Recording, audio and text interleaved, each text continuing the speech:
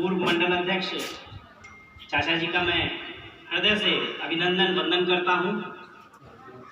यहाँ के कार्यक्रम की पूरी रूपरेखा देख रहे युवा मोर्चा के हमारे साथी छोटे भाई अभिषेक जी, जो इतनी बढ़िया व्यवस्था उन्होंने करी, उसके लिए मैं उनका अभिनंदन व्यक्त करता हूं। मेरे साथ जिले से आए जिले के सह संयोजक निरंकार शरण मिश्र जी, लोकसभा के संयोजक अंकुर श्रीवास्तव जी, जिले में मेरे साथ कार्य कर रहे सदस्य के नाते अरुण सिंह जी, एवं मेरे सामने जो भी लोग बैठे हैं, मुझे लगता है कि आगे वरिष्ठ लोगों की संख्या है और पीछे युवा लोग बैठे हैं। तो आगे बैठे सभी वरिष्ठ जनों को मैं शीश झुका के नमन करता हूँ, वंदन करता हूँ, क्योंकि आपकी प्रेरणा पे ही जब आप आगे चलते हैं तो युवा आपके साथ पीछे कदम से कदम मिला करके चलने का कार्य करता है।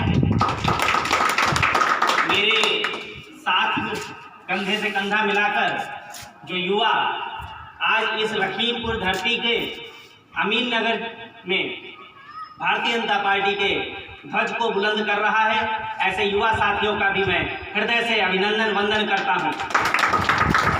आज का ये कार्यक्रम कई मायनों में विशेष है। वो विशेष इसलिए है कि ये कुंभी पंचम सीट जो आने वाले चुनाव जिला पंचायत, ग्राम प्रधान और बीडीसी के चुनाव हैं, इसमें हम अपनी भारतीय जनता पार्टी का पक्ष कैसे रखें, इस विषय को लेकर के इस युवा सम्मेलन का कार्यक्रम को रखा गया है।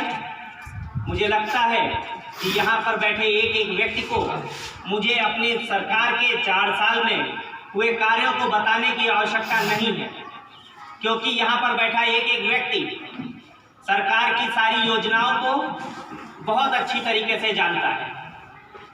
मैं अगर बात करूं उज्ज्वला योजना की, तो शायद यहाँ पर बैठे एक एक व्यक्ति उज्ज्वला योजना के बारे में जानता है। ये उज्ज्वला योजना सिर्फ गैस सिलेंडर तक सीमित नहीं रही, इसने हमारी माताओं बहनों को एक अलग सम्मान देने का कार्य करा, क्योंकि पहले हमारी माताएं बहनें गैस चूल्हे पे जब रोटी सेकती थी, उस पे जब खाना बनाती थी, तो उसका धुआं उनके फेफड़ों में जाता था और वो बीमार होती थी, और शायद हम अपनी माता बहनों के कष्ट को देखते थे। ये गैस चूल्हा देकर के माननीय मोदी जी द्वारा हमारी माता बहनों के स्वास्थ्य को लेकर के एक अमूल्य परिवर्तन करा गया, जिससे आज मैं कहूं अगर कि माता बहनों के बीमारी के रेशियो में बहुत बड़ा अंतर आया है, आज बहुत बीमारियों में कमी आई है, तो ये कतई गलत नहीं होगा। साथ ही जिस विद्यालय में ये कार्यक्रम हो रहा है, मुझे यकीन है कि आज से 4 साल पहले और आज की सूरत में इस विद्यालय में भी परिवर्तन देखा गया होगा। शायद 4 साल पहले इतना सुव्यवस्थित विद्यालय नहीं रहा होगा।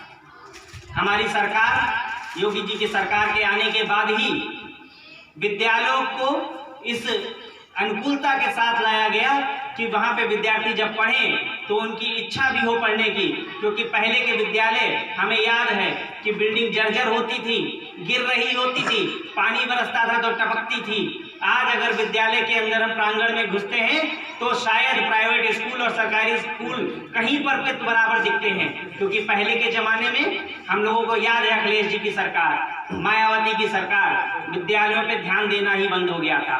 शायद लोग चाहते ही नहीं थे कि मेरा बच्चा भी किसी प्राइमरी स्कूल में पढ़े।